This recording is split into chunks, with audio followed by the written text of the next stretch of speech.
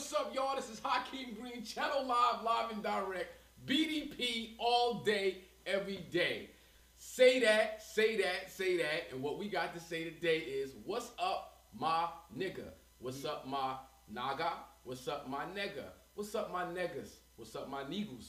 What's up, my Inga, Nzinga, Niger, Nigeria. My ninjas. My ninjas, you know what I mean? The whole 9 yards. Oh, we over here. What's up, y'all? Yeah, we going in. We got a special thing hopping off tonight.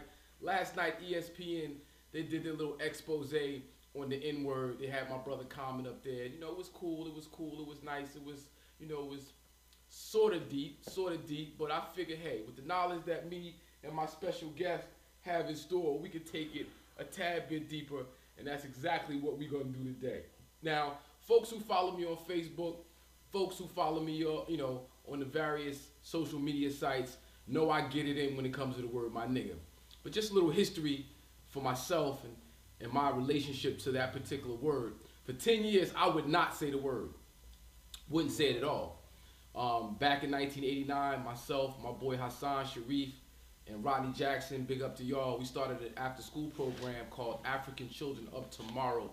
Now, as how you say, it was the effect of getting into our history, studying Malcolm X, studying the Civil Rights Movement, the Nation of Islam, the Black Panther Party, studying our relationship to this country, United States of America, post-slavery, and how our emotional response to that word was so negative that I just shut it down. I wouldn't say the word for about 10 years. The B-side of Madism, everybody know the classic hit Madism. The B-side is a song we did called Cause and Effect, which was a word encouraging people not to use the word.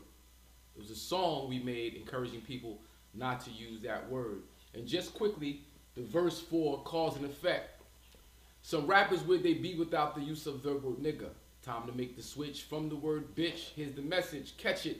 No more step and fetch it. Roundabout clowns, here comes the verbal hatchet. Modern day slaves making the trade for the riches. Our brothers ain't niggas and our sisters ain't bitches. Mental psychosis, negative osmosis, yo, it being pimped with some new type hoe shit. Self-esteem knocker, yo, it ain't your nooker. You call my mom's a bitch, here comes the fist so pucker. Nigga means less than, count the 3/5. Consciousness separates a woman from a bitch. If you visualize your woman as a bitch, you'll treat her thus. If your woman is a bitch, then your daughter is a pup. Raised her as a slut. Dog scratch the itch. Pops, you're the one who taught her how to be a bitch. Skip past the bitch and treat her like a woman. Your brother is your brother, not a nigga, fully human. So yo, bust the trap. This is how we act if nigga bitches on the verbal list, time to counteract. Now, I made that verse, created that verse as it had to do with my understanding of the word nigga and how it related to us as slaves and the whole concept of us being only 3/5 of a human being or being less than full human. And I thought that the word nigga was something that white people created to address us with. But as you do your history and you go deeper down, once again you find out that Caucasians create very little. They usually take our creation and switch it, dress it up, flip it around, and give it back to us to suit their purpose. And the N-word is just another example of that happening. Yes, indeed. Now, my guest, Phil Moreland, better known as the Red Pill from Know the Ledge Radio. Big shout out to you, brother. Y'all been laying it down, doing some great work. You know what I'm saying? You, your brother, the whole collective, AAYC, Black Dot. Anybody else you want to shout out, you know, affiliated with you guys? Dr. Phil Valentine, Dr. Sabi, you know what I'm saying? Taj Tariq Bey, Legends. AA Rashid, you know, my mother, Annette Thomas, you know what I'm saying? Everybody that's affiliated with, you know, this metaphysical underground. Bobby Hemmett, Black Dot, KT the Arch Degree, my younger brother. Everybody, you know, the Moors, you know what I'm saying, the Nation of Islam, the different groups, the different schools of thought and knowledge that compromise what is known as the conscious community. I like to call it the conscious network. You know, Brother Polite, you know what I'm saying, just everybody that's doing the work on the frontline soldiers. Yeah. You know what I'm saying? Especially those of us from my generation that has taken we put this thing on our shoulders. Yeah. We took the torch and ran with it. Now, being introduced to the conscious community, the new conscious community, right? I would say, the new generation. The new generation of the conscious community. A lot of us go back years, but big shout out to my man True Master. Yes. Connecting with True Master, he kind of opened the door. Yeah. Reintroducing me to a lot of folks that I'd known for years, but didn't know they got it in like that. And building those relationships, you guys helped me to understand a much greater spiritual imperative when it comes to that word, nigga. Yes, sir. And I definitely got to give it up to y'all for giving me the inspiration to do this research. And that's what we're going to do today. I have a PowerPoint presentation called the N-word. And we're going to go slide for slide and see what we can discern from the information as it pertains to that word and have a strong bill, so to speak. No doubt. I mean, at the end of the day, that's really what we do. Right. You know what I'm saying? We don't, I give props and respect to mainstream media for their attempts at uncovering what they deem as the truth and doing the knowledge and everything. But the reason that we exist and why we're so effective at what we do is that we take it beyond, we peel back those layers of the onion. Yeah. You know what I mean? We take the red and the blue pill. You know what I mean? We go deeper down the rabbit hole. So I'm going to be a student tonight. You know what I'm saying? I'm honored to be in your presence as a teacher. You know what I mean? And we're going to learn something. Yeah, we going to learn today. We're going to get that work. Y'all going to learn today. For real. No All right, so we got my brother, Ramageddon, Minister of Information for the Anti-Industry 24 Hours of Peace Collective. Big shout out to Ramageddon. Divine is over here working the cameras. Right. My man Rozelle is on the boards, making things, everything is, copacetic. But Ron, I need you to help me out with this presentation. The N-word. Yes. Next slide. So the 2007 Scripps National Spelling Bee, which is broadcast usually on ESPN, but they have a bunch of different platforms that they broadcast their annual event. And these are young folks from all over the country who participate in the spelling bee. And one particular contestant had to spell nigga. Let's see how that worked out. Negus. What is the language of origin? Ethiopian to Amharic. What is the definition? A king. It's used as a title of the sovereign of Ethiopia. Negus. Could you use it in a sentence? The Negus ruled Ethiopia until the coup of 1974. Negus.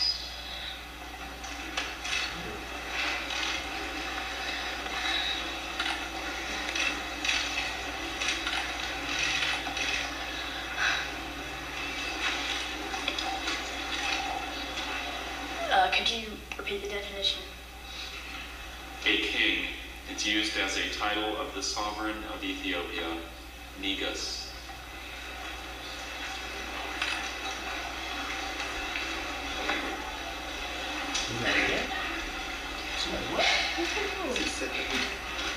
Negus. Andrew, did you say the word loudly for the judges? Negus. Niggas. One more time. Negus. Niggas. Niggas. Negus.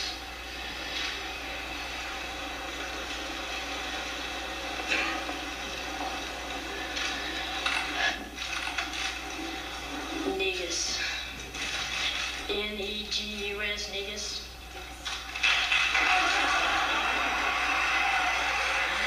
Absolutely stunned, but he'll take it. Okay, so now what we're dealing with that word, negus, king, sovereign of Ethiopia until the coup of 1974. Niggas. Some people out there may be saying, yeah, but it's N-E-G-U-S. It's not N-I-G-G-A-S. Oh, it's a different word. Not true. The constant meaning is in the consonant sounds. Vowels don't count. Let's find out. Ron, next slide. What's up, my nigga?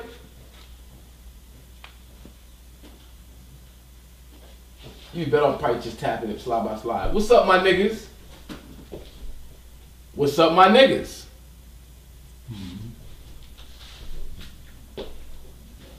What's up, my niggas?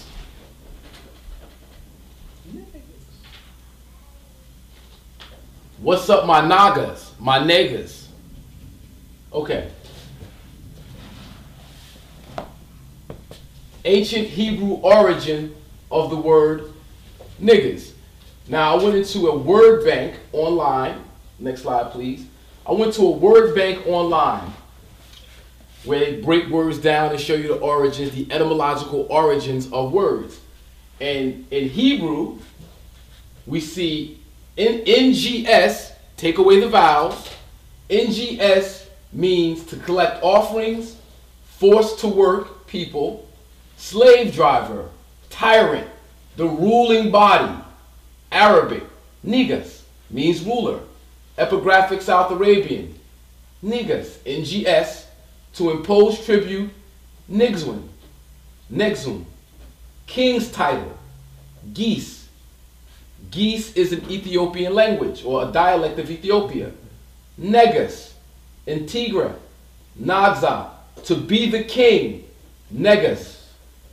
Then you go a little further and you see that the word king is a noun, comes from Old English kinning, king, ruler, from pre-Germanic kunigas, koning, Dutch, koning, Old Norse, koniger, Danish, konig,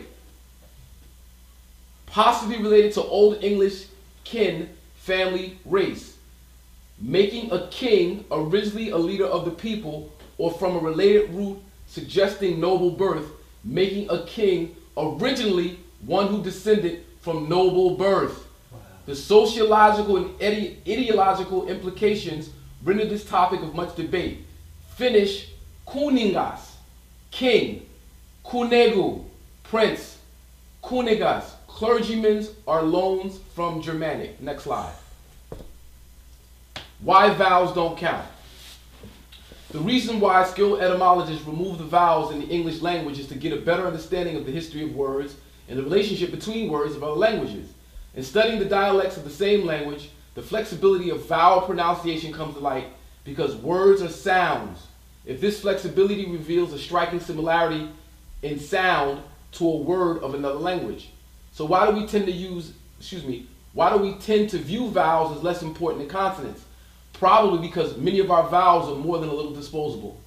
While we keep the front vowels fairly distinguished, the vowels in book, cut, caught, father are all merged with other phonemes and various accents. That's a whopping 4-vowel phoneme, the absence of which doesn't impact intelligibility. So we arguably don't see vowels as important because some of them, objectively speaking, aren't. Then, of course, there is the matter of dialects.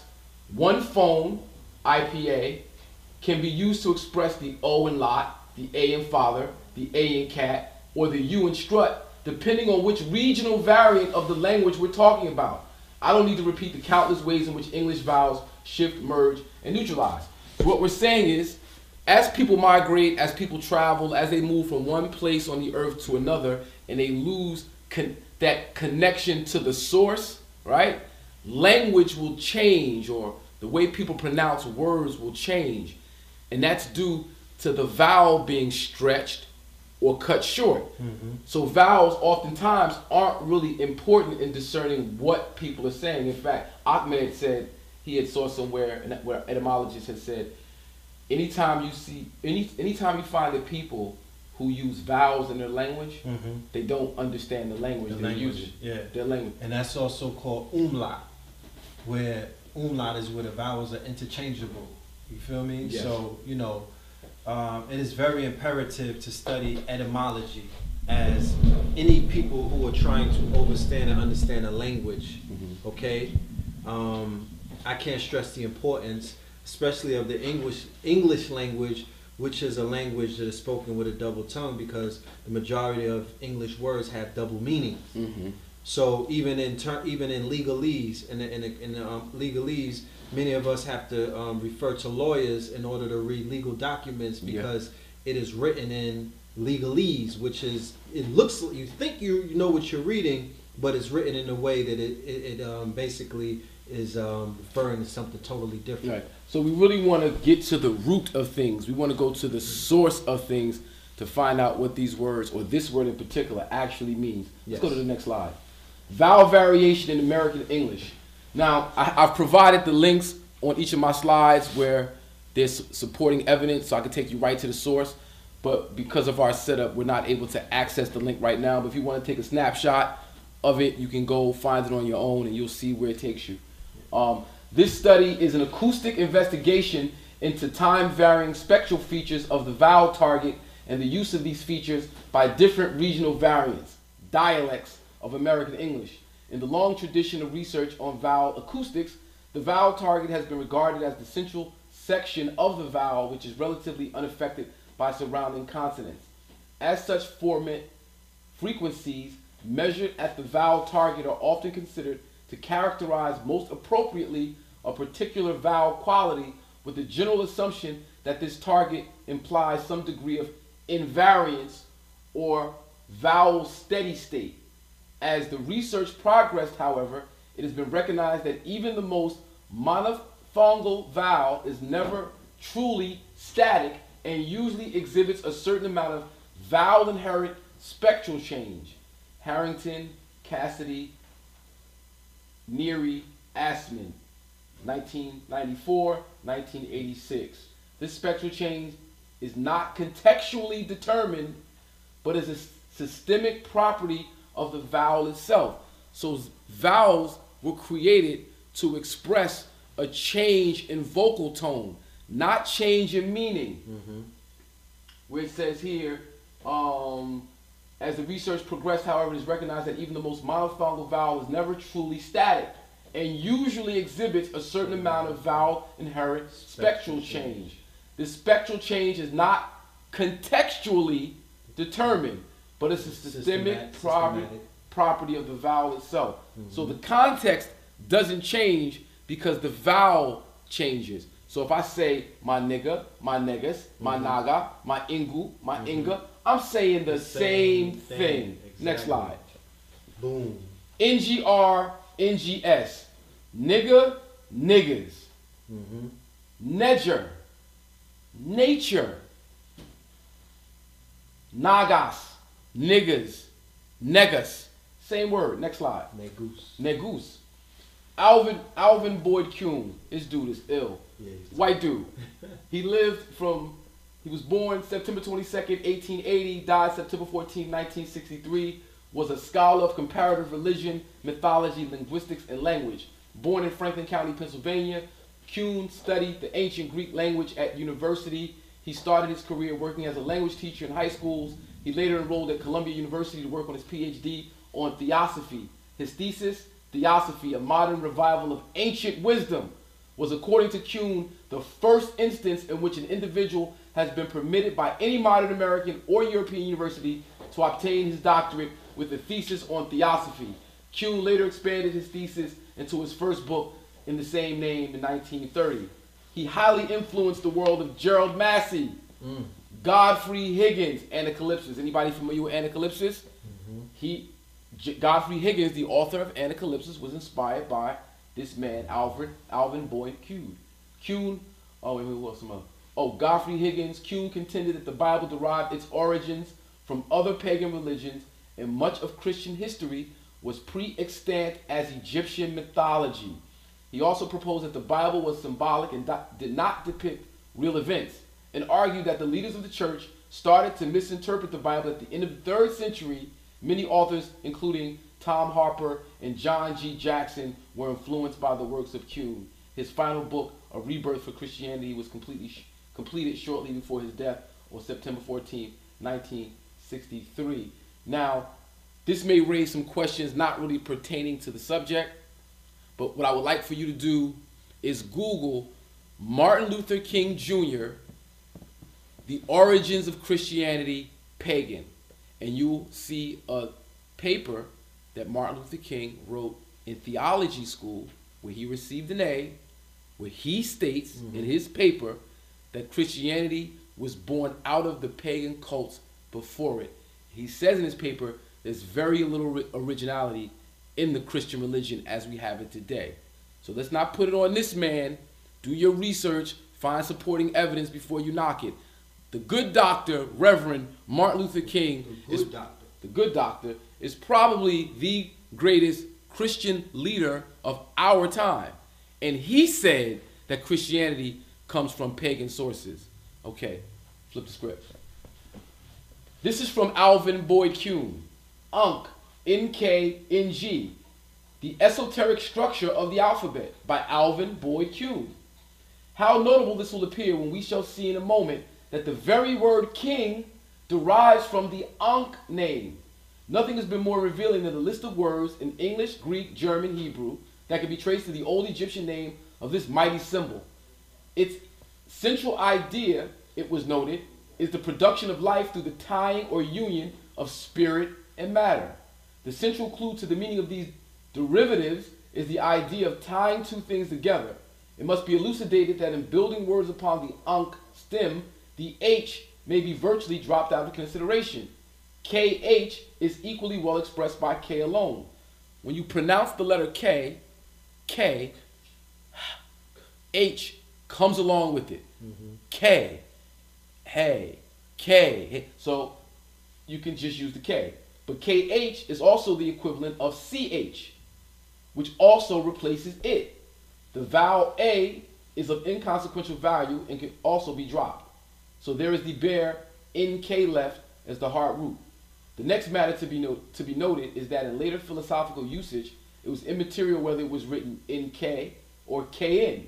And in Greek, NK, KN became NG, GN, a significant item. With these specifications, it's possible now to discern a whole new world of meaning and many common words never dreamed to have come down from such a divine lineage, like my niggas.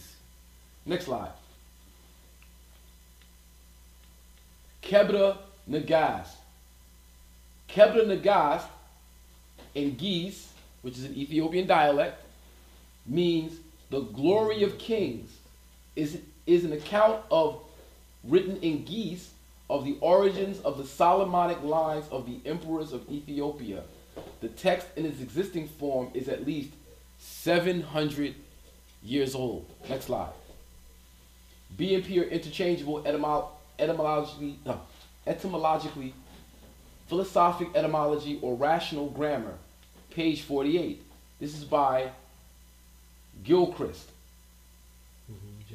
James Gilchrist. Smoother, those letters and combinations which are more harsh, changing into such letters and combinations as are easier to the mouth and pleasanter to the ear, not vice versa. The smoothest letters in the alphabet, both to mouth and ear, are vowels. Therefore, consonants often change into vowels, but vowels never change into consonants. The easiest and smoothest consonants are S, N, M, B, P, V, F. All these are interchangeable, and as we shall show presently, to be considered only varieties of one letter. Okay, I want you to go back 2 slides. Kepra, Kebra, Capra. B and P are interchangeable, right? So change the B to a P. Kepra. And Kepra is the god of regeneration and rebirth. Transformation. Rebirth, transformation. It's the dung beetle. It's the dung beetle. Transformation. Holding up the sun. Kebra Nagast. Kebra Nagast is the king, is the transforming king. The transforming king. So when we see the word nigga transform over time, when we bring it back to the source, we see its true meaning, which is king. Let's go forward. Origins of the word Niger in Latin. Now, when the Romans entered Africa, not for the first time, but earlier on, and they came upon the original people there, and they heard them speak of the king as the Negus, or the Niger. The Romans mistakenly called everybody there that. The Nigers or the niggers. All right? But you see this different? The word Niger in its different forms, masculine, feminine, and neuter. Niger, Nigri, Negro, Negrom, Negro, Niger, Nigra, Nigre, Nigre, Negram, Nigra, Nigra, Nigrom, Nigri, Negro, Nigrom, Negro, Nigrom. All of these words mean the same thing. Different, they're constructed differently, different vowel variations, but essentially it means the same thing. Next slide. Sources of NG related words. The Naga's icon with the serpent or dragon body comes out of a lotus with the lion's head is derived from the Nubian goddess of war or defense and protection called Apetimak, as depicted on a pylon relief of the lion temple in Naga located in the Meroic kingdom of Kush in Nubia. In its general contours, it bears a strong likeness to the uraeus shown against a neutral background. Throughout Africa, serpents and scepters are bound up with each other. Stop. Throughout Africa, serpents and scepters are bound up. Immediately, I'm thinking of the symbol, the caduceus. The caduceus, which has a sword, the staff, and you have the intertwining serpents going up, culminating at the top where you have the wings. The winged serpent. The winged serpent. We know what the serpentine fire, the serpentine energy force, the kundalini, serpentine God force, the serpentine energy which is spoken of in the Bible. Talks about raising up. Moses was told to raise up his staff, his serpents. His serpents to the crown chakra, which is the enlightened. Not only in the Bible, but whenever, if you study different cultures, such as the Hindu culture, the Nubian culture, many ancient cultures, I would go on record saying all high civilizations, you will have serpents. You know what I'm saying? The serpents are very dominant in the motifs of these myths and whatnot. So fast forward to the suppression, right? Via the church, via the Catholic Church, the suppression of these cultures which were named pagan, and the serpent becoming a symbol of basically a negative symbol. Evil, evil connotation, you know what I mean? So what was once revered, because man was said to have the uraeus, the serpent, sitting at the crown chakra. We're talking about the chakras of man, the energy wheels. There are 7 chakras that man possesses, and by raising your awareness, raising your kundalini, raising your chi, raising your life force, you know what I'm saying, raising that blue energy, that you would basically rise up, from the lower depths of man in his animal nature to the higher, realms of man in his godlike nature. That's how they talk about God on earth. Everybody's running around these days, self-proclaiming themselves as God, but in those ancient times there were practices and initiation rites that would actually, create God on earth by raising up that life force, that God force, that chi to the crown chakra, and then you will become illuminated by waking up the pineal gland, right? That's why you see the symbol of the serpent on the pineal gland at the crown chakra, fully awake, and the serpent is wise. Right. Now it said, I think we're going to see here that in ancient cosmologies all over the world, the serpent has long been a symbol of renewal and the cycle of death and rebirth. Some cultures have noted that because the serpent has lidless eyes, it is the only creature that can look directly in the sun without blinking. The lion and the serpent also represent unity or androgyny of male and female. The ancient Indians belonged to the Kushite African race, still numerous in a wide area of the globe, spread from India to the east to Senegal on the west. Of this group of ancient blacks, the Naga people were and still are the largest subgroup of the Cushitic speaking branch of the black African race. In fact, the Nagas still retain the title of Naga in various forms throughout Africa, South Asia, even today. Now this link, if we were to open up, they have a an old temple complex in the Sudan, and the city that it's located in is still today called Naga. Today, it's still called Naga, and the people are called Nagas. The Nagas. And we know when we study the origins of ancient Egypt, we know that the birth of ancient Egypt was toward the south in the interior of Africa. It didn't come from Asia. It didn't come from Europe. Black Africans from the interior and south from the Sudan, following the direction of the Nile, which travels south to north. Yes. Because the highlands are in the south and the river runs down to the north. Yes, right? That's how civilization generally travels. It follows the direction of rivers. You can check that yourself. The same is true in Africa, where the Nagas are considered the first kings. Now I want to just get over into the Bible where we talk about Israel, who we also know as Jacob, had 12 sons. Yes. Or 13, but 12 tribes of Israel. Right? Jacob had his name changed to Israel because he had a dream with an angel, and he wrestles the angel in a dream, and the angel changes his name to Israel once. Well, in the dream, Jacob goes up a mountain, a hill, and the hill was called Peniel. And when he got to the top of Peniel, Peniel, when he got to the top of Peniel, he saw God face to face. Indeed. Right, so what he's saying about the pineal gland being your gateway to the ancestors, right? The ancient Egyptians, the Cometians, had a ceremony in which the newly crowned king would have to be put to sleep or put to symbolic death. And then he would travel spiritually to the celestial heavens to commune with the gods in order to be crowned king on earth.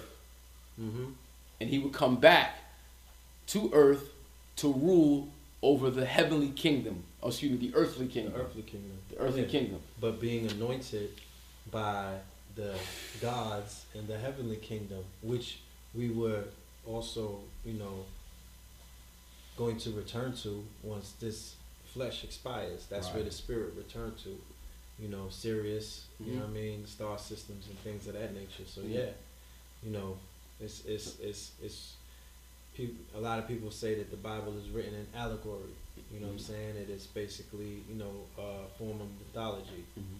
So yeah. So we're gonna go on just to you go to the next slide, Ron. Just to repeat, right? The Nagas in ancient culture were the kings of civilization because they had their third eye awake. They were righteous, divine, disciplined, righteous people.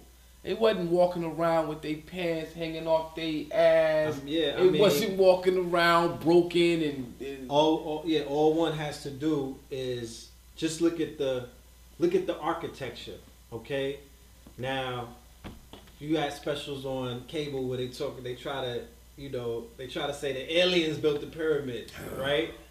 But we all know that that's a crock of shit. Nah, we live through YouTube, bro. Shit. It's a crock of shit. It's a crock of shit, okay?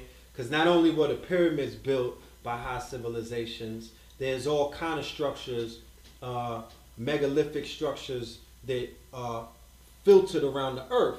They want you to focus on the 3 pyramids in Egypt, but what about the pyramids in South America? What about the pyramids underwater in Japan?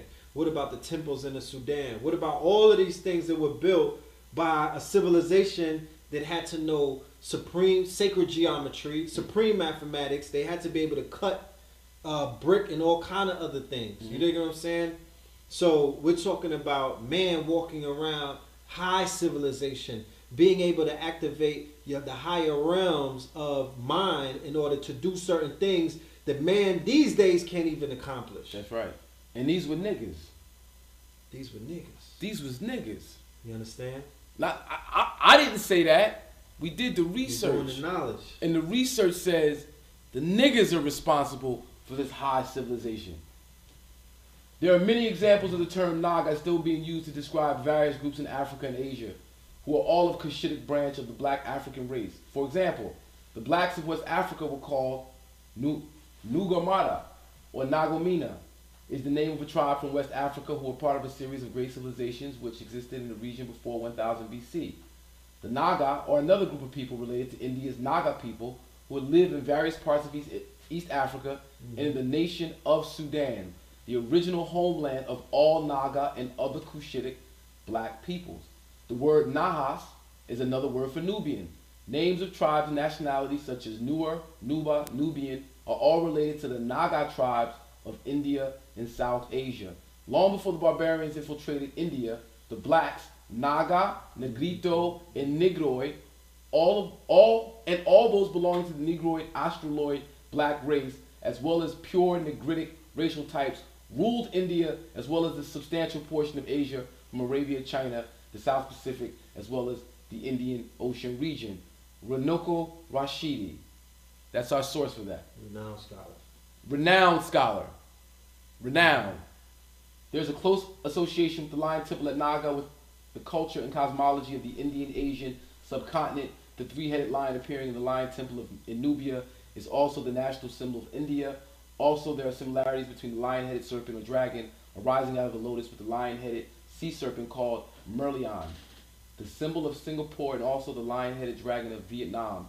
The priest class of mother goddess in ancient Africa and Asia are called the Nagas. Naga is the origin of the word Nega, Nagusa, Nagas, Niger, Neger, Negro, meaning king, lord, glory, black, and God, respectively. Also, before we continue, what was the name of the two cities that were destroyed by nuclear weapons? Hiroshima and Nagasaki. Okay, thank you. Right. Also, in Vietnamese, the word Na is pronounced Na, is spelled Nga, means shining light.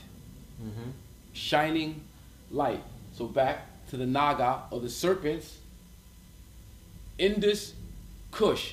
India, the term India for a country we know of as India is very recent. Prior to maybe, I forget, 1940s, maybe 1930s, it was called Hindustan. Hindustan, right? India comes from indigo, or indigenous. The indigenous people of the world are like dark colored stones we call indigo. That's where the word India comes from. So all original people are Indian, okay? Now, the country India derives its name from Indus Kush Valley civilization, which is from India all the way over to West Africa. One civilization, one people, and I would go as far as to say that the ancient American civilizations that existed prior to Aztec and Mayan were also a part of this Indus Kush worldwide civilization. We also know these people by the name of Moors, my niggas. Next slide. Naga in modern day Sudan. Okay, go. Ancient Egyptian statue of King Amenhotep II, circa 1455 BC, from Wad Ban Naga in Sudan. This is a Sudanese king of Egypt. He was a king of Egypt because we have to also remember Egypt is a misnomer. Kemet or Tameri was a much larger civilization than what we see, today. Yes. Right. What we see today, Egypt, the north corner, just that part, that's something very brand new after the British and the Western European powers got a hold to it, started carving shit up. Yeah. That's after. But prior to the turn of the first millennium, the beginning of the first millennium, Egypt was huge and extended. Israel, Phoenicia, all this is part of the same empire. It's part of the same, like when you look at Canada, you look at America, that's really Great Britain. Basically. Canada and America is really Great Britain. Exactly. And the Egyptians, stretching into the Phoenician Empire, these were seafaring people. So whenever you have a seafaring people, you're able to export the culture to different countries. You know what I mean? So there are many similarities between the megalithic structures that you find in even the writing form, the cuneiform. There have been discoveries of artifacts, ancient artifacts in the Americas, South America particularly, even in North America, that tie directly back into Kemet that we know of today. You know what I'm saying? There were mummies found with cocaine in their lungs. Wow. All right, cocaine being grown in the jungles of South America and things of that nature. They have they call it the cocaine mummies. So there were, there's a book by a brother by the name of Horace Butler, okay, When Rocks Cry Out. And this book is basically shattering all kind of preconceived notions about what Kemet was, where Kemet was, where the quote unquote all of these biblical destinations that they speak of, Israel and things of that nature. It just shatters everything in that book. So the book is called When Rocks Cry Out. You can find it on Amazon. But he definitely speaks of the global empire stretching beyond the borders that we know of. Yeah. Indeed. We got a caller in. You got to call in on line one. We got a caller in on line one. What's up, caller? Who's this? This is Babanu Hirimesha Ogun. What's up, Babanu? We got. Life is good, man. Good. Feeling like a real Naga. You know what I mean? What's up, my Naga? Peace, Babanu. Peace, Naga. Peace, brother Red Pill. Salute, Brothers salute. are dropping it from on top of the hill. Yeah, man. Yeah, man. So what's up, man? So this word. you been following the conversation, right? I've been following the conversation. I'm glad that you guys took it to Kush, took it to the Moors, took it to the global. We gotta talk about anger watch.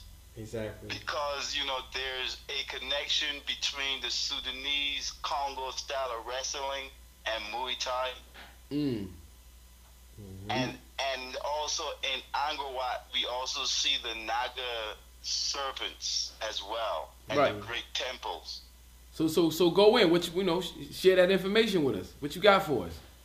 Well, what I have for you is some stuff on Kush. I also, want to start with, the word Nika. This is Roots in Africa Beyond Egypt, Gerald A. Massey's book of beginnings. And this is a book, if you want to be proud of your ancient melanated black African ancestry, every single page of this book is illuminating and it connects. Yep. So I didn't have to do much research. I could just open the book.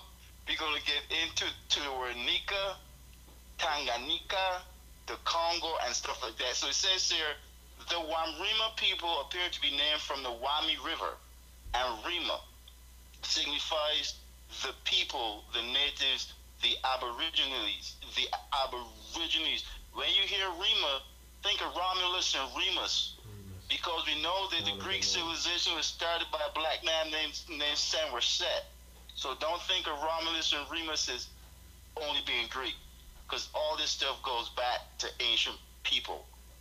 The Wajiji did not know why the Lake Tanganyika was so named, so we got the word Nika in there, unless it was because it was so large and long, canoe voyages could be made on it.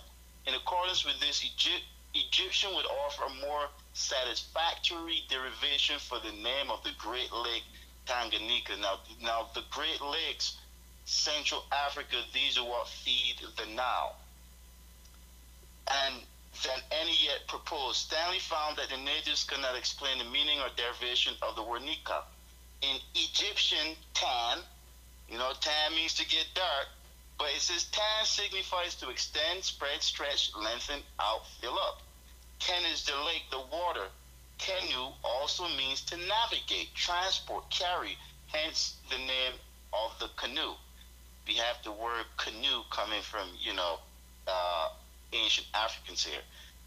The Kemet are the sailors as conveyors. The Kent ideograph is composed of 3 vases with 2 spouts answering to the 2 Niles and the 3 Great Lakes. So they're showing Egyptian, you know, artwork that signifies the understanding of the Congo regions and the Great Lakes is actually in the artwork. So we have a proof of the Egyptians coming from the south, coming from the interior, you know, meaning that when you guys are going over the Naga people in the Sudan, and then you are talking about, you know, the origins of these people from the interior, because the language proves it as well as some of the artwork. The Kent ideograph is so, and the Great Lakes, Ka means the land or country, also interior. Thus, Tanganyika reads the vast, extended, navigable lake in the heart of the country. So the name of Lake Tanganyika is essentially Egyptian, and it has the word Nika as the suffix. So, you know, I definitely want to show that word and the etymology and how it relates through a scholar like Gerald A. Massey. I know you're really big on Gerald Massey, and you have a number of his collections in your possession. Can you give us some titles from him just for our viewership so they can do their own research? You want to get The Natural Genesis by Gerald Massey. And it has an introduction by Charles Finch now. You know, Charles Finch is another great black scholar, you know, Afrocentrist, and it's good to see that he gave an introduction to Gerald Massey's work. When you mentioned, I think it was Alvin Boyd Kuhn. Alvin Boyd Kuhn studied under Gerald Massey. Mm-hmm. Another book here is called A Book of the Beginnings. Mm-hmm. Gerald Massey. Now, these two books, we're talking, it is broken down into 4 books because they're like 1,000 pages. Mm-hmm. So it's broken down into like 500-page books each. Mm-hmm. And it's not small print. So these 4 volumes here, well, is actually 2: A Book of the Beginnings and The Natural Genesis. That will keep you busy for about 30 years. Wow, wow, yeah. I mean, he never lied. Yeah. What about the great Egypt, the light of civilization? What's that? Say it loud. Egypt, light of civilization, or yeah, ancient Egypt, light of the world. Light of the world. That one is heavy. Heavy. Now, mind you, Gerald Massey is a white dude. Alvin Boyd Kuhn is another white dude. And there've been plenty of white scholars, European scholars, archaeologists, etymologists, historians who give it up and will tell you straight off that, the black man is God of the planet, that we're the kings and we're the rulers of these things, we're the custodians of this planet, and that, the world is in the shape that it's in because we're not given the respect that we're due. But I also want to add on that a lot of times we don't demand the respect that we're due. Nobody gonna give you respect. Nobody gonna give you anything. You gotta demand it. You gotta command it. You know what I mean? And just the way we see ourselves and the way we see this word nigga has a lot to do with how Europeans see us. I don't even call them Europeans. How Caucasians see us, and we let them define us. We use their terms for our existence, and what we're trying to do is show that word, the N-word, the word nigga, has a history prior to slavery, even prior to white folks being on the planet. Yes. Yes. And you're essentially trying to break a spell. Basically, and you are attacking this spelling, which gives the pronunciation and the connotation and the usage of socialization. So you are essentially trying to break that from every angle. Right. So, putting it back into its original context, also exposing how and why it has been fouled. Because essentially we are proving that the word has been fouled, and we could also show why. So it's like a court of law, really, and it has to be seen thus. Because it is necessary for the resurrection of an entire group of people on the planet. I mean, this word galvanizes the type of attention that generates serious advertising dollars when it hits the mainstream media. Mm-hmm. It's like dropping nuclear bombs like ripples through the population. I'm so glad you said that, because I reached out to a homie of mine who I wanted to have on the show, and he kind of summed it up as, this is lower level stuff, this is dated, it's no money in this. And we're talking, as we're talking, I'm watching ESPN do a 2-hour presentation on the N-word. So there's something about this word that's got everybody focused, that draws a lot of attention. It's like a magnet, but we have to be careful that we don't let other people control the definition or define this word for us. ESPN, although I'm a sports fan and I spend a lot of time watching ESPN, no doubt, and I really, I'm a fan of a lot of the things that they're doing in terms of how they integrate, and you see a lot of black faces on it. Now I get that. But Disney owns ESPN, and I don't want Disney telling me how I should feel about the word nigga. I just don't want that. Disney doesn't represent my best interest, and it's up to us to kind of hop on the bull and take the steer by the horns and drive this thing. Because if we don't, once again, we're going to let our oppressor define for us what is positive and what is negative. And they'll control your perception. So they're not going to go as deep as need, because Disney is not interested in the resurrection of black people. Bob and Lou, real quick before we switch gears, I just want you to shout out, what you got going on, what you doing. I know you got a few books out on the market, and you got a wonderful website, so you want to big that up? Definitely speaking, I'm the author of a 3-part series called The God Genes Decoded. So you can get that on Amazon.com. Just title search The God Genes Decoded. These are books that go into the cosmology, the psychology, the astrophysics, and quantum theory. What was that glory and wisdom that laid the foundations of great African nations, and helps people to see how that wisdom is still, being used by academia, by our science and technology, because our people really need to see how great they are, and they need to understand that their ancestors had a wisdom that is eternal. As advanced as civilization is going to get, that wisdom that your ancestors have, you are going to see it there, and I want them to be able to see it there. And that's what the God Genes Decoded is about. The website, we have the Our Truth website, www.hourtruth.com. That's where you can, if you want to purchase it directly, that's where you can go. But Amazon.com is great. Yo, man, I appreciate you calling in. You dropped a bunch of jewels on us. I appreciate it. I hope our viewership has gotten something out of your, what you presented.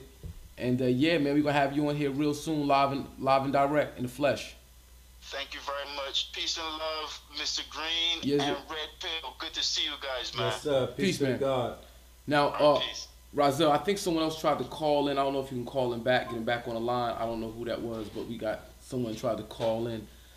And as we do that, I want to point our attention to what we got going on behind Red Pill, ancient black Buddha. You got that? You focus on that? Ancient black Buddha. The statues of ancient Buddhas of the East depicted him as having woolly hair, is always shown in cornrows or in a peppercorn style with small, tight curls. Original statues of Buddha is Ptah. Ptah, Buddha, Ptah, Buddha, same word. Original statues of Buddha clearly shows him to be Africoid with wide nose, thick lips, frizzy nappy hair, which are distinctive Negro characteristics.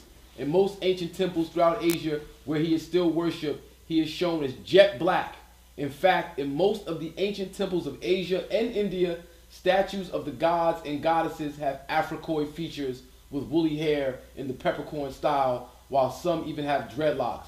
These pictures of Buddha portray him in no uncertain terms as a Negro with kinky, coiled hair, flat nose, full lips, and you can see the images of the black deity Buddha.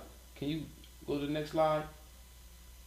There are absolutely no historical records that portray Buddha as Aryan or white. The first people to conceptualize and worship the divine image of the Negroid mold of humanity were the Negroes, and they actually started the practice of Buddhism. The world's first missionary religion, Buddha was an enlightened master from the Sakya clan of the Naga race. Buddha was a nigga, my nigga. Buddha was straight nigga, my nigga. He caused the Nagas to become conscious of their own mind power. Excuse me, I'm gonna go back. Excuse me. Sakya clan of the Naga race, and was the first man on earth to preach the great principles of equality, liberty, and fraternity. He caused the Nagas to become conscious of their own mind power as opposed to the mantra power.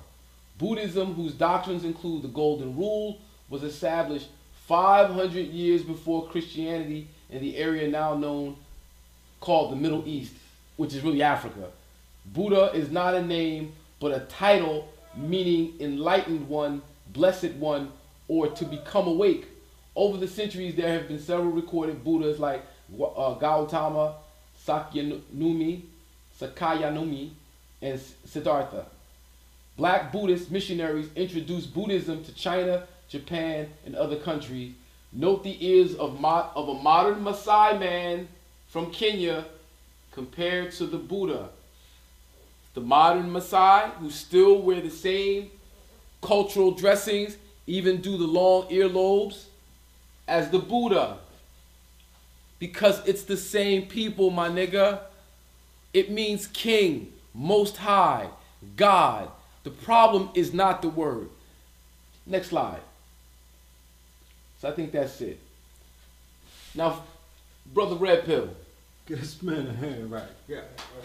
Thank you. Yes, Thank you.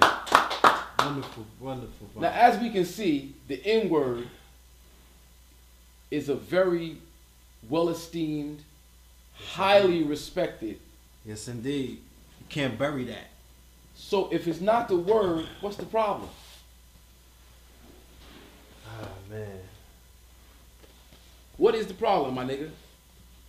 There's a famous saying by an enlightened master, might be even a Buddha.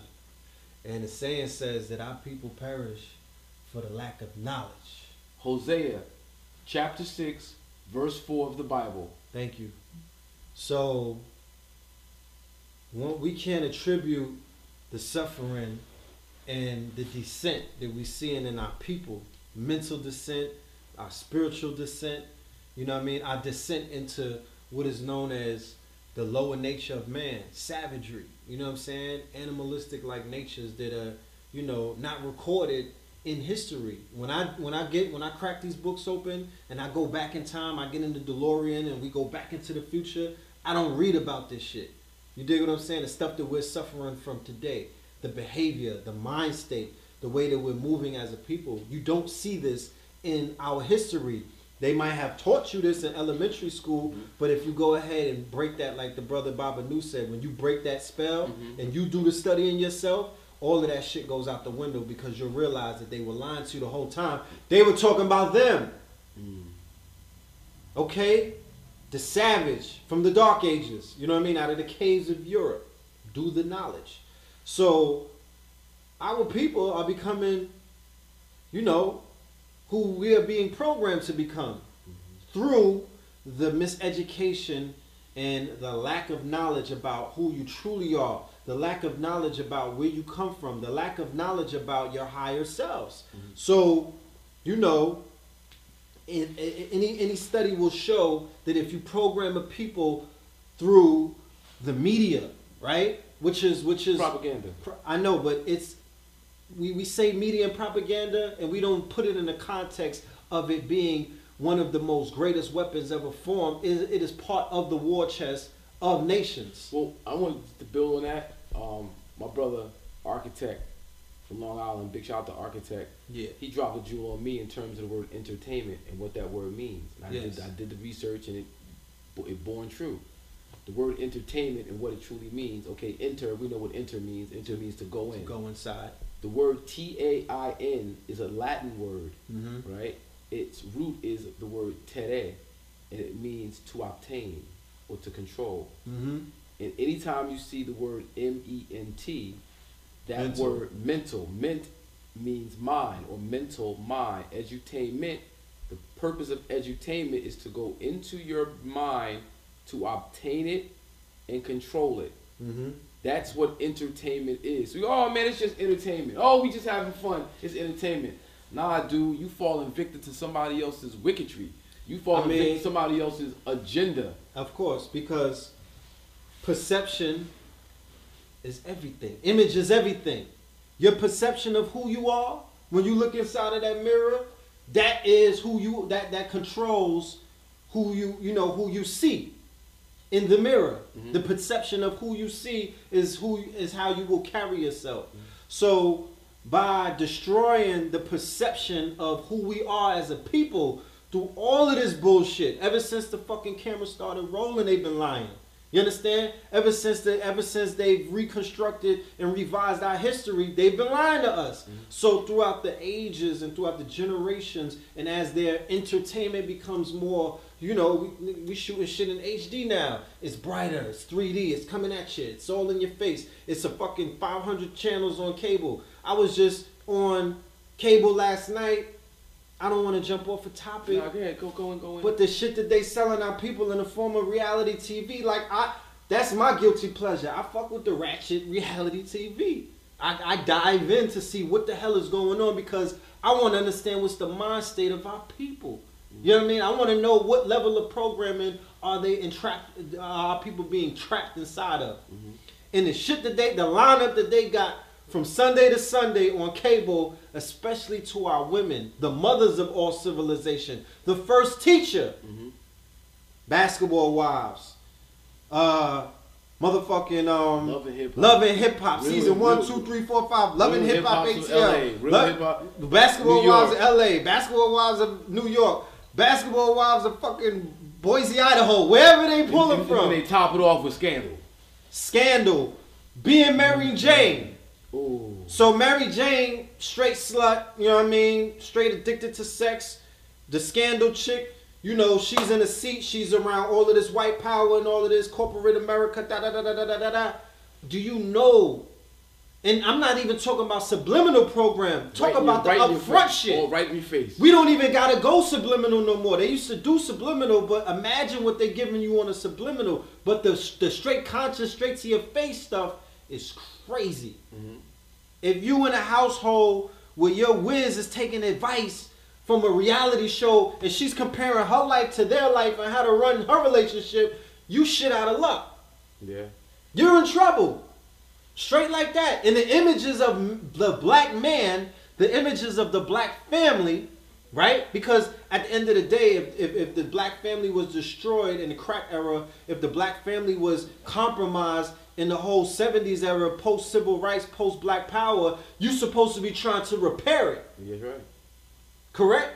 Yes, sir. If you care about our people, if these niggas doing shows talking about the N-word, you're supposed to try to eradicate the behavior or the mind state.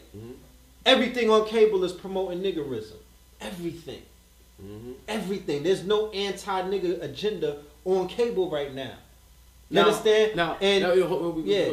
Because, like, we say, well, who can use the word, who can't use the word, who get a pass, who don't get a pass. Like that shit is moot because at the end of the day, we sell a culture, right? Where we promote nigga this, nigga that, nigga this, and tell you can't say it. But now people, we just did a whole presentation on the word nigga. Yeah. And it's divine usage.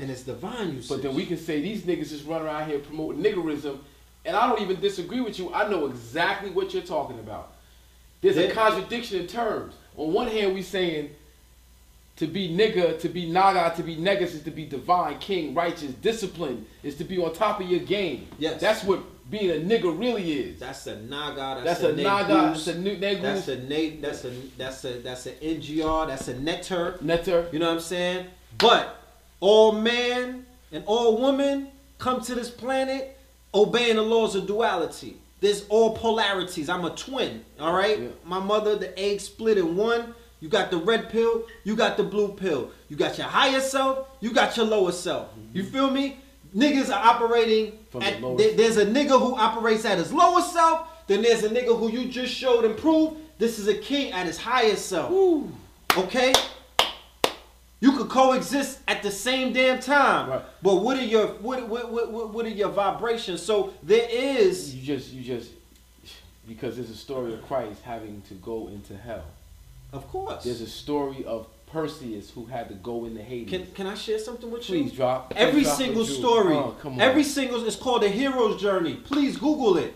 Every single story coming out of Asaurian myth, from the story of Asar or Set and Osiris. If you study the Greek thing, it's Heru. It's Horus, Osiris, it's Horus, Isis. Isis. If you're Kemetic, it's Heru, Asar, Exactly. and Aset. In that story set the groundwork for all stories via whether it be myth, whether it be fairy tale. Ever from that point on, every single story followed the same motifs. It's called the hero's journey. In the hero's journey, you are going on the journey to basically find your higher self. You are going against. You think that you're going to slay the dragon, you go into the dragon's lair and you're there. You're there. You're there. You're looking in the mirror at yourself. You are confronting your fears. You are confronting your subconsciousness. All of that boogeyman shit, that's you. That's you. That is you. You're the monster. You're the beast. You're the beast. You're the You're the beast. dragon. You're the dragon. You know what I'm saying? So all of that, all of these stories, there's a similarity in all of that. That's how they showed the thing on Zeitgeist with Jesus and his connection to all of that. The Buddha, all of that shit is the same story. Like Lucifer, yes. who, in modern times, Lucifer is the devil, right? Yeah. His name is Lucifer, the morning star. Mm-hmm. But Jesus is also the morning star. Yeah. Because it's two opposite ends of the same pole, and they serve each other's purpose. One is Agent Smith, the other one is Neo. Exactly. It's the same story told over and over and over. So when we talking to my niggas about niggas getting their shit right and elevating up the staff to your higher self to become a naga or a negus. Mm-hmm. It's time for niggers to wake up and be a nigga, a nigga. Mm-hmm. Niggas is gonna work this out. Niggas gotta wake up. Niggas have to discipline themselves. Mm-hmm. You wanna add on? You wanna build? I mean, at the end of the day, nobody's gonna do it for you but you. Ain't nobody coming on a horse to rescue you. CNN can't give you the answers. ESPN, because at the end of the day, ESPN did a story on niggas, and right after that, they had a fucking ticket tape parade for homie that was playing on the Nets as a homosexual. Why does my son have to watch that shit?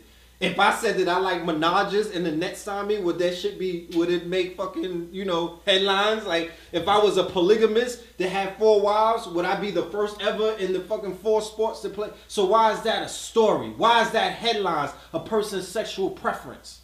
You know what I'm saying? Like, what the fuck is going on? What's the agenda? How is that going to raise our people to be their higher self? How the hell does all of the reality shows show either a dysfunctional black man or a nigga with a purse with a fucking poodle in it, wearing high heels? Like, what are we dealing with? You know what I'm saying? So they are taking our babies and they are influencing our children. They are confusing mankind with all of this other shit that is contrary to mankind. We spoke about the lower nature of man versus the higher nature of man. I'm a scientist. I just deal with science. You could take it how you want it. You know what I mean? You could get all emotional. I'm dealing with science. 2 moons don't make a fucking sun, and 2 suns don't make a moon. Okay, until somebody figures that out, that's where I'm rolling with. I got children. I know how I made mine. Mm-hmm. It wasn't in the asshole. You dig what I'm saying? So I'm staying on that route. Mm-hmm. You know what I mean? Well, let's take it back to the N-word, word nigga. Yeah. Because I think the controversy is definitely going to continue. There's going to be and there is something to say. Language on this particular show has been very loose.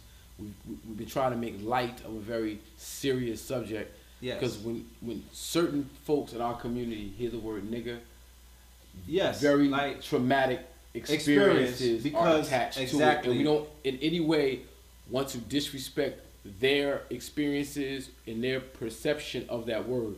And because I had a conversation with my father, who, you know, came up in the civil rights era and things of that nature. And I spoke about the behavior, you know, because he was like, you know, what's going on? You know, we were speaking about, he was watching the special on ESPN and whatnot. The N-word, yeah. So, yeah, and I spoke about the behavior, the nigga behavior. And he was like, what's nigga behavior? Because prior to the word being attributed to our people, niggas was behaving how they were behaving before that. You feel what I'm saying? So how could you even say that that's a nigga behavior? You dig what I'm saying? So he does come from the era where Caucasians were using the word in a derogatory manner, in your face kind of manner, right? So I would understand if our parents or our grandparents hear the word and it may it may bring back up old memories. The Memorex kicks in and you remember, you know, the attack on Selma and all of that stuff, and that's cool. But it's not the word that you should be addressing as an elder. It's not that word that you should be trying to attack. It's the motherfuckers who are using the word that are still here, that you work for right now. That you are not really, you know, that shit died down in the 60s and 70s, your campaign or whatever against these people who are still alive, who still call you nigga. Who still, they don't, if they don't call you to their face, they're doing some shit that's even more subtly dangerous. Yeah. I think Common last night on ESPN, he touched on it in terms of the conditions that exist in our communities produce a certain mentality, right? So we know that jobs, literacy are two very important facets of civilization.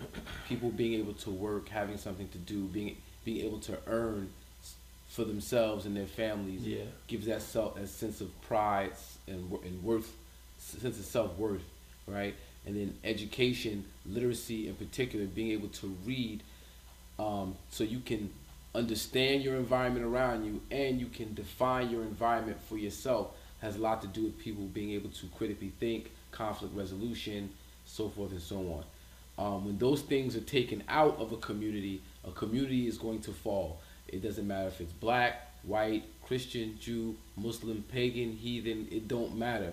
If you take education and employment or a way for people to feed themselves out, people are going to resort to whatever they have to resort to. And after generation after generation, that people tend to lose that sense of self. And that's where we're at right now. It's not a word that did that. It's actions by a group of people in a system that was created by those group of people that have us messed up. So we focus on the word as if the word is the cause for our problems, I think keeps us running around in circles. It alleviates the cause of the effect from responsibility. You know, when we blame it on the word, we're alleviating white folks from being responsible for the conditions that were created by them. Oh, you call yourself that and they're going to treat you so and so and so. No. It's not just them no more. It's not just them anymore. What do you mean? Like, it's everybody. You got continental Africans banging on us. You got East Indians banging on us. You got Asians banging on us. You got Hispanics banging on us. You got Europeans banging on us. I mean, everybody that's coming into the Americas, niggas are the doormat. Yeah. Niggas, they make sure that your ass is, you're at the bottom of the totem pole still. It's people that came over here from fucking shanty towns and mud huts. You understand what I'm saying? Came up on your shoulders. Yeah, coming in our neighborhoods. Post civil rights. Remember, there weren't no Jamaicans. There weren't no damn Trinidadians. There weren't no fucking Africans from the continent over here pre-civil rights. You couldn't even fly in a plane. You dig what I'm saying? So the work that was done, the doors that got kicked down, the hangings that took place, the lynchings and everything, all of the blood that was shed, all of the families that were destroyed, all of the brothers that lost their lives for this stuff. They opened up, the people came over and walked on their bones into the Americas and then went to work. You can't blame anybody though.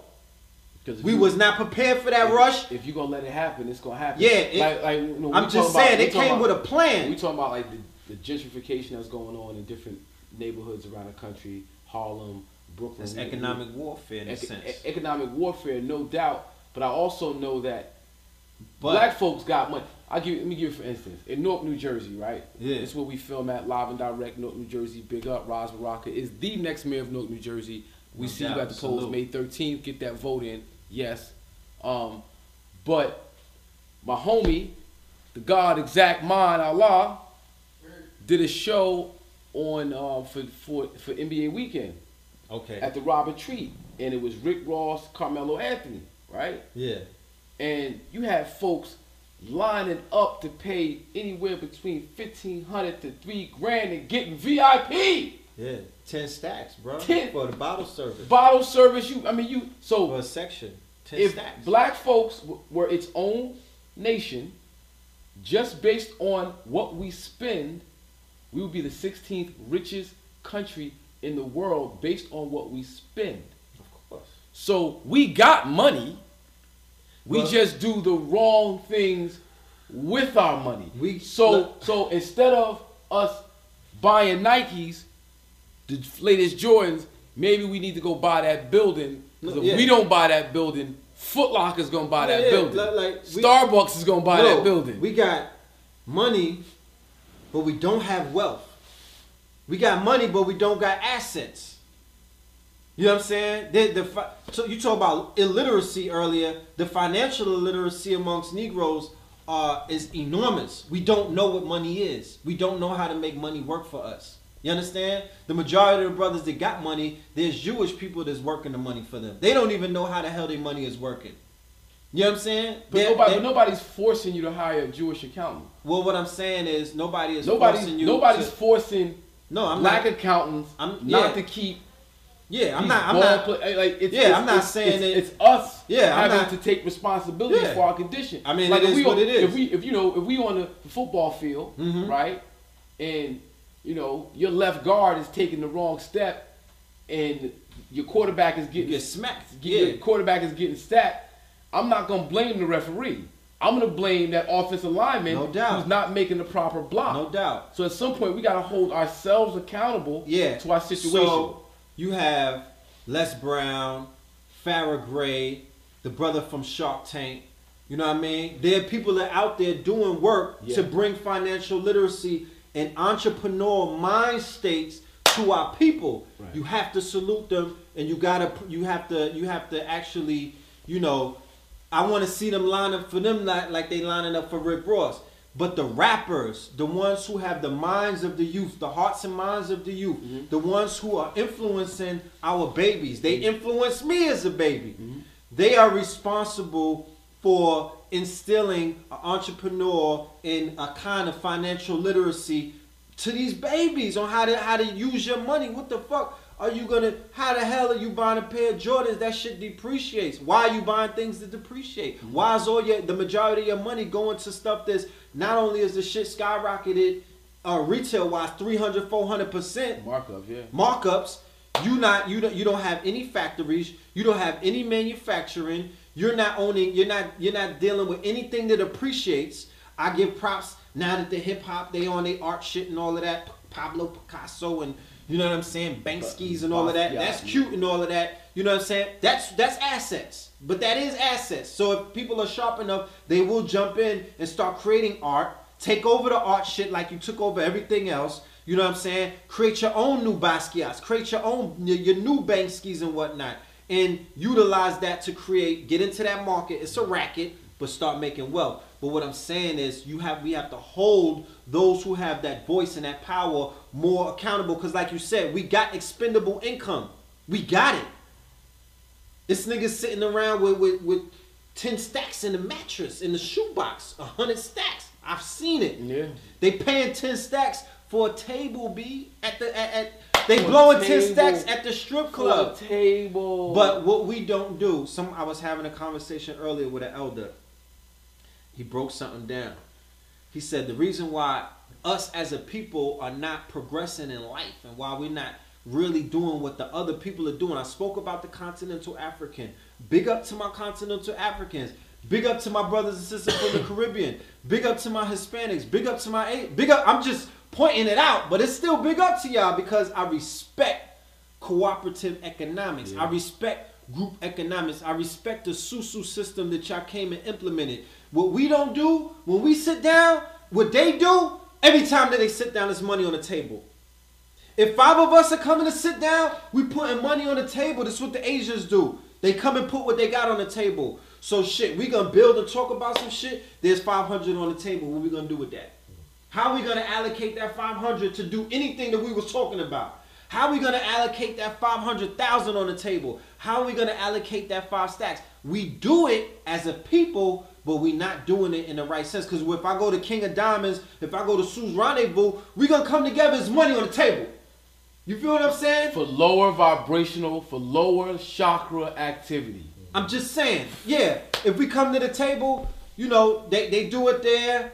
You know what I'm saying? We go and buy some bottles and shit. Once again, 300% markup. The same fucking bottle you could have bought an hour before at the liquor store for $50. $56. You going, what are you, Cinderella? Pay $600 for 3 hours, my nigga? You bottle. turn into a pumpkin when the lights come on. You know, like, but, what are you doing? We did a show last week, right? Looking at Nicki Minaj, Malcolm X. Looking ass niggas, right? Yeah. Y'all niggas is gonna pay thousands of dollars for a chick to disrespect the fact that you just supported her whole movement. Looking ass niggas. You know what I'm saying? So, nigga, just do that's niggonometry for your that's ass. Niggonometry for your ass. That shit is putting niggas in graves. Y'all make a chick, Nicki Minaj, Nicki, anyway. Y'all make a chick a millionaire. She comes out, makes a song, and dish you to your face. And you love it. Come on, my nigga. Wake up, yo. It's time to wake up. Fuck the block. Let's go get the whole planet. It's ours. Straight up. But we gotta wake this up. We gotta open this up.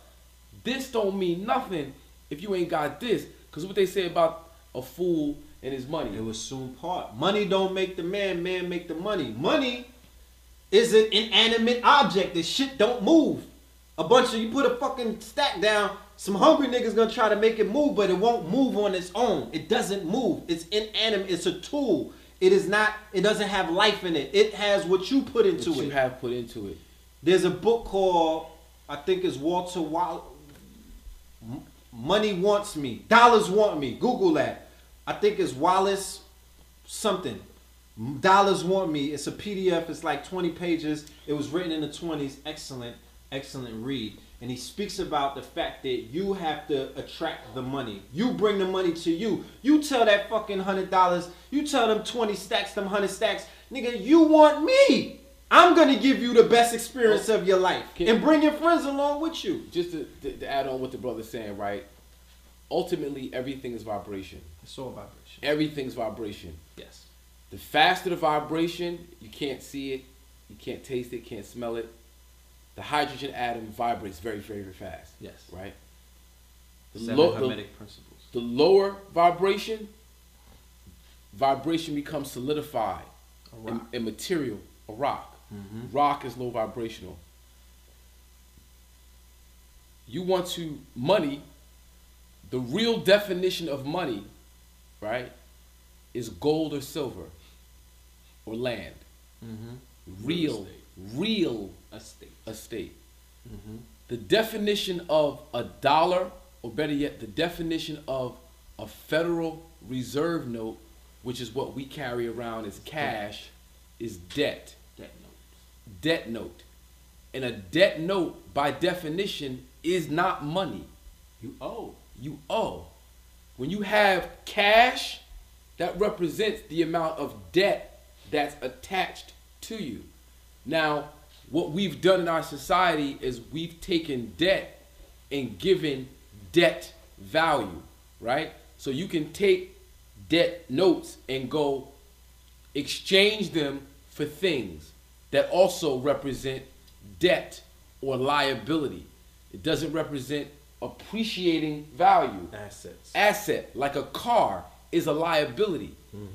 A house, if it's not working for you, is a liability. It is not an appreciable asset. Like if it's not working for you. If it's not working for, if it's not creating finance and income. But if you bought 100 acres and you created all kind of things, you had farmland, right? You put crops, you know what I mean? Major crops. You could plant hemp, moringa, spirulina, you know what I'm saying? All kind of stuff that yield the money back for low, you know what I mean? Low overhead and whatnot. You built a house. You might build a museum and people are coming in, you know, paying, you know, to come in the museum and things of that nature. You may have a solar farm where you're taking, you know, the energy, natural, renewable energy, and creating, you know, energy, and you're making commerce off of that. But now, the jewel is that you're the money. Yes. Like, everything is vibration, like we said. How you vibrate will determine who you attract. Yes. What you attract. Yes. If you vibrate negativity and low vibration, those are the people you're going to attract to yourself. That's the experiences you're going to attract to yourself. If you know you're rich, if you know who you are as a child of God, and you know you are rich, you're going to attract that to yourself. That always can't be represented in dollars. A lot of times that's represented in the relationship you have with other people. Yes. So I may not have any cash in my pocket, but because who I am and how I vibrate, I open up doors and we make things pop because we know we are rich. Yes. And as we commune with each other, and I share my vibration with this brother, and vice versa, we build each other's network. And that's where we are at right now with this age of technology, social media. A lot of the things that we have going on at our access enables us to present ourselves richer than we really might be in pocket because it's represented by who we are in spirit. Worth your weight in gold. You're worth your weight in gold. Worth your weight in gold. So my niggas, I really think it's time for us to step our game up and not just call each other niggas, but it's time for us to really be niggas. God on earth, for real, the king. But you have to be that. You have to attract that. You can't just be that doing the same old nigga business, if you know what I mean. Well, I wanna give a special shout out to the youth out there. You know what I'm saying? The young guys that are out there embracing that royal mind state. You know what I mean? Even when you look into the hip hop world, you got a lot of these young guys, and that's the concept that they moving with. They on their royal shit. They on their king shit. They running around. They rocking the tut. You know what I mean? They got the tut clothes on and everything. You know what I'm saying? They on their all gold everything. You know what I mean? Just trying to bring back an aesthetic. You feel me? And you know, even some of the MCs and their lyrics, you hear the shit reflected. You got the underachievers, you know what I'm saying, the Joey Badasses, you know, different MCs and whatnot starting to drop gems and bars and whatnot that reflect the fact that they are proud of who they are. You could tell that they've been studying. You feel me? And they're tapping into that aesthetic. So they're getting it. You know what I mean? I'm a child of Nas. I'm a child of Hakim. I'm a child of the golden era of hip hop. Those were my first teachers. And they instilled a pride within me that made me want to search. And I didn't, it was levels. I knew that there was levels to this shit. There wasn't no ceiling. Yeah. So it didn't want me to stop at a snot nose and be like, nah, I'm just a nigga. My teacher told me I came from the fucking jungles. I was slave. I wasn't worth nothing. And that's just who I be. You know what I mean? I'm just savage in these streets in the 80s and whatnot. I didn't stop. I had older brothers who was like, yo, you God. These was gangsters. These was quote unquote real niggas. You know what I'm saying? In Flatbush, in Brooklyn. Like, yo, you God. I didn't know what the hell they was talking about. But it spoke to my heart. Yes. It changed my frequencies. You know, so nothing ever really changes And I see that cycle beginning to repeat itself. You know what I mean? And my appeal would be to the OGs, to the triple OGs, to the 4Gs, goddammit. The brothers that are out there who are responsible for setting the pace. They're the ones that these young guys are looking up to. Y'all got work to do. You know what I'm saying? Shout out to Loaded Lux. You know what I mean? Shout out to all of the brothers, you know, that's out there doing, quote, I hate to say conscious hip hop because I don't even know what that is. I call it street knowledge. You know what I mean? Speaking that reality rap and stuff like that, and carrying yourselves in a way. Even the militant MCs and all of that. Even the brothers that you know do the thing where you know they in the streets, but they on a militant. They not wearing dresses and you know what I mean. And, you know they just keeping it 1,000 like how we used to do. I come from that. I'm cut from that cloth. So that's what I recognize with. Yeah, it's time for us to kind of wrap this up, right? I definitely want to thank you for coming out, you know. I want to making thank you track for bringing me come through, on, man, bro. you already know how you know we do. We go back, you know what I mean? Yes, sir. You're always there to support me, so I had to have you up on the show, especially representing something that's so serious. No doubt. Yeah, my name is Hakim Green. I represent Channel Live and Direct, BDP all day, every day. Of course, I represent that anti-industry movement, 24 hours of peace. Roz Baraka for mayor, 211 Community Impact. We here at the Hub in the center of Newark, New Jersey. Big shout out to my man Dash from Undeniable TV, Al Tariq Best, you know, Newark Anti-Violence Coalition. Tomorrow's show, we got something special going on tomorrow on Tuesday, the 25th. We're doing a special show, Who Stole the Soul? And our guests are going to be Carl Thomas, Do It All from Lords of the Underground, and Mr. Davey D, hip hop's #1 journalist. Yeah, you got to check it out. We're going to go in. Can I plug my radio show? Oh, please do. Oh, yeah, please do. No doubt. For the family that's out there, please check us out online. Me and my brother Blue Pill, we got a radio show, Know the Ledge Radio, on the blogtalkradio.com portal. So that's blogtalkradio.com/Know the Ledge Radio. We broadcast live Tuesday 9 p.m. and Friday nights 9 p.m. until midnight. Go into the archives. There's about 350 different shows from all of the top teachers. We have on our show Dr. Sabi, Phil Valentine, Taj Tariq Bey, A.A. Rashid, Brother Polite, Umar Johnson, you name it, Booker T. Coleman, Sarah Sutasetti, all of everybody that's doing what they do. You know what I mean? They've been guests on the show, raising the bar, dropping that knowledge and whatnot. You can also send us emails at ktlempowerment@gmail.com. We real heavy in the network marketing and affiliate marketing. We're not scared of getting money. We're not ashamed to talk about getting money. We about wealth building and fortune building because that's what we need to do at this point. That's you know what I mean. We're a community, so we have to move and operate as communities to build this real community up. And that by doing that is called communal economics. So that's what it is. Yeah, man. So, you know, also check us out. Or check me out on Twitter, Hakim Green, Facebook, Hakim Green, Instagram, Hakim Green. You can check me out at ourtruth.com, HOUR truth.com. And of course, hit me over at 24hoursofpeace.wordpress.com. That's 24HRS of peace.wordpress.com. And we're going to keep moving and definitely relating, getting at all my niggas in the street. And we're going to rise up and take the whole thing back. What's up, my nigga? What's up, my nigga? What's up, my nigga? Say that. Peace.